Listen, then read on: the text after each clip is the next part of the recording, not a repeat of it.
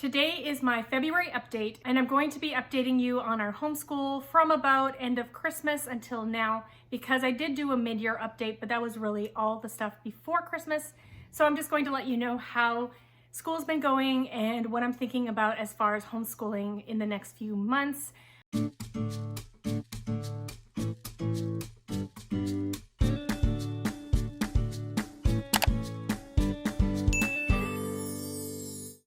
Hi friends, welcome back to Calm in the Chaos Homeschool. If you're new here, my name is Davine and I homeschool 4 kids ages 10 to 14. So first of all, let's start with our morning basket and group subjects and things like that. I'm not going to get super specific because I am going to be doing a term update on those items specifically, but I would say morning basket's still going well. I do have too many items in there. It does take us about 2 weeks to get through a rotation. So I really need to keep that in mind in the upcoming school year. As far as our group subjects, we are working on early American history, Beautiful Feet's early American history. We are enjoying that. I have a little bit of sunlight sprinkled in from our BC that we had before, just some world history thrown in there as well. And we're going to be starting Lois and Clark, a book called Lois and Clark, and that is actually from our Book Shark curriculum that our parent partnership program has given us. So that's where we're working on there. We're also reading Carry On, Mr. Bowditch. We are very early on in that book. So far, so good. I have to admit something. We stopped a book without finishing it for the first time that I can remember in our homeschool. Usually I will finish a book. If it's hard, we'll push through. But we were having a really hard time with this book. And that is Johnny Tremain. We started that probably a month before Christmas, maybe three weeks before Christmas. Well, actually I had it on audiobook and it was very interesting and I did really enjoy it until we hit Christmas time, and then we kind of stopped in the middle of it. And then we've been trying to listen to it and get caught up on it over like all of January and into February, and we've just had a really hard time getting into the book. So at some point I did finally, I think we were about 8/10 of the way through. So on our audiobook, we are on part 8 of 10. And I finally asked my kids, I said, hey, does anyone really mind if we don't finish this book? And nobody objected. And in my homeschool, if nobody objects, that is a big deal, because usually someone will object just to object, not because they actually want to do it. So it's saying a lot that everyone was okay with just dropping the book. Personally, I might listen to it to the end just to find out what happened, but it was just, we lost the plot at that point. So we moved on to Carry On, Mr. Bowditch, and so far so good. We are enjoying that so far. And I would have said we were enjoying Johnny Tremain before Christmas break, and then we just got lost. We just got lost in that book. For science, we are working on Guest Hollow's Junior Anatomy. We are going through that very quickly. It is a lower level guide, and I decided not to do a lot of the books, so we're just kind of doing a brief overview on the different parts of the body. I will be more in depth in my future group study video, but we are liking it. We are also doing Guest Hollow's High School Geography. We are moving through that very slowly in contrast to the science. We are enjoying it. It has a nice collection of different things, but that's what we're doing in group studies, and it's going pretty well. As far as how my kids are doing individually in their independent work and things like that, my older students are doing pretty well. One just flies through her work and gets things done, and it's not really an issue. The other one, it depends on the day, but generally very responsible and able to complete the things on her checklist. My boys are a different story. They seem to take turns not wanting to do the work, complaining, whining, kind of having time in their room to just readjust their attitude, things like that. That happens here. They usually do get caught up by the end of the day or by the next day, but we've definitely had a few rough days here and there. I don't think it's burnout specifically. I think it's just they don't want to do it, and not everything is super exciting, and that is life.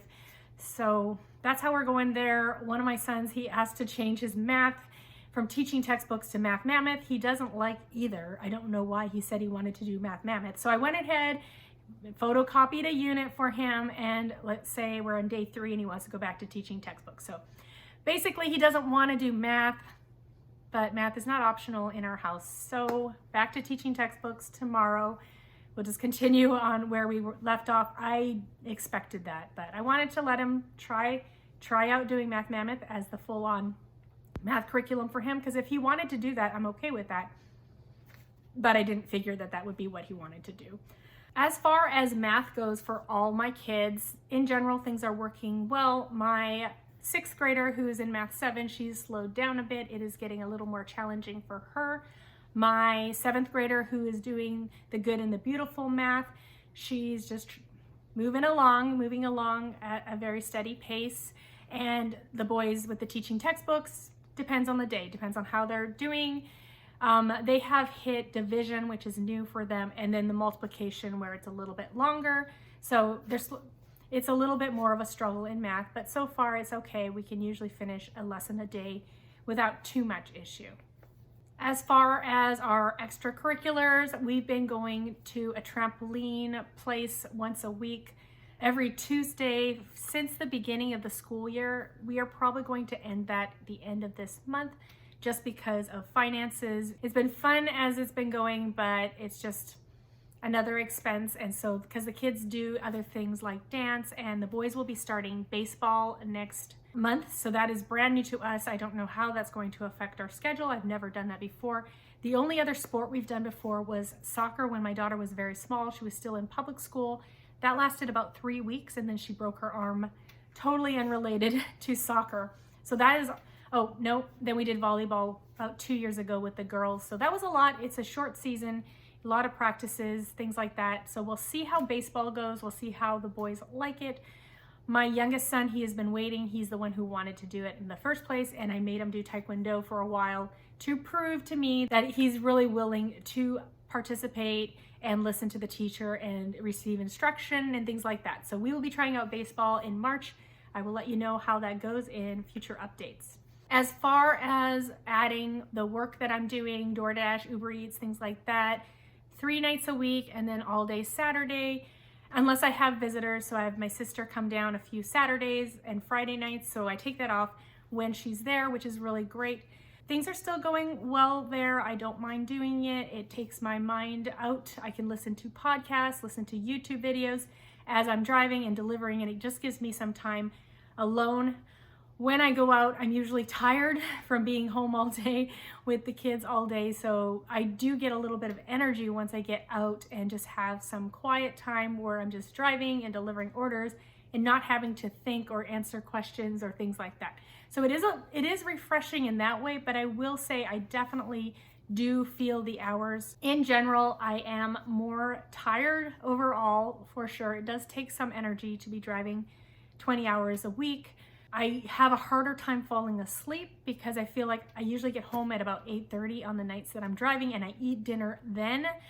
And then it just takes me longer to wind down and turn off my mind. So I am getting to sleep a little later most days and still having to wake up at the same time and doing the same things. So it is a lot to add more things on top of all the spinning plates, but it is necessary right now. And I still feel like it is probably one of the best things I could be doing at this time with the resources that I have. Finally, let's talk about our homeschool and what I'm thinking about as far as the future of our homeschool. At this part of the year, I am starting to look at our curriculum, finalize our choices for the upcoming year. I will have a video coming out probably 2 or 3 weeks from now. It will be a collaboration, so you'll get to see how all the other moms go about choosing their next year's curriculum. So that is what's on my mind. It is on my mind, honestly, all year round. I'm always thinking about what is next, but now is the time where I start looking at my final options and trying to decide which ones to do based on my criteria. Like I said, I'll talk more about all of that in an upcoming video, but right at this point, I am starting to ask my children what they thought about certain things. I'm giving them surveys. I'm asking them what they want their school day to look like next year, what they like, what they don't like, things like that. And I'm just gathering all that information at that point to try to make a decision for curriculum. For example, you might have seen last week's video on choosing a math curriculum if you're interested in high school and middle school math. So I'm doing those sorts of things. I'm looking at my options. I'm trying to figure out how to make the best choice for my children going forward, things like that. That's what I'm working on right now. So that is pretty much what I have to say for our update. Just thinking about the future, thinking about how things are going. I feel like we have a pretty good momentum still. January, February, we do have a lot of days off here and there. My husband works for a public school, so he's had a lot of Mondays off in the past 2 months. And sometimes we just do school. Sometimes I've been going and doing DoorDash or Uber Eats during those days. So it just depends, but I feel like we've had a lot of time off. However, we are moving through our curriculum at a good pace. I did look at my calendar just to see how many days we have so far and how many days we have left, and we look like we're good. We'll probably hit about 183 days. I don't really shoot for a number of days, but I do shoot for a number of weeks, and sometimes I'll do 2 weeks if there's like a lot of short weeks in there. So that's how I keep track of how many days or weeks we've been homeschooling. But yeah, those are the things on my mind. I'm looking into the future. I'm trying to decide what our school year is going to look like next year, taking into account everything that's happening right now. So if you like videos like this, don't forget to give me a like and subscribe if you haven't already. Thanks so much for coming today, and I hope to see you in my next video. Goodbye, everyone.